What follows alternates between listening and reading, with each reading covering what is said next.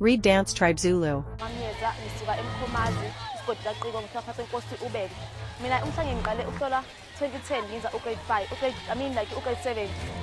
Ekuhloleni kwami akukho umuntu wathanga ngihlola because umzali wami angibuza ukuthi mntanami uzohlola ngempela ngisho wathi yebo ma. Esikhathini sanamhlanje ngoba kuvikela kakhulu ezifweni uba nesikhathi sokuthi ukwazi ukwenza izinto zakho zonke ngendlela efanele. Uyakwazi ukufunda e-university uzuqeda ungaphazanyiswanga yilutho. Uyakwazi ukwenza izinto zakho nje ukhuleke. Umhlanga ubaluleke kakhulu.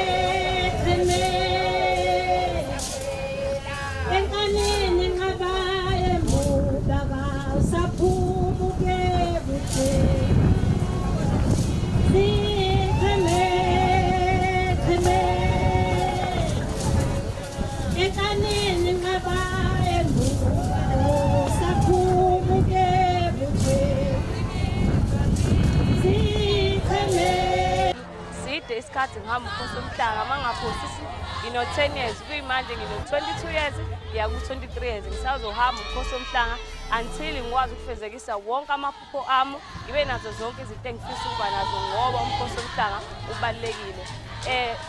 Umyalezo engawushiya ezintombini kubantu abayintombi nabasafisa ukuhamba uMkhosi Womhlanga ngaye ngithi izintombi kumele sibekezele umnandi uba intombi siyakwazi ukuthi senze izinto zethu ngendlela efanele.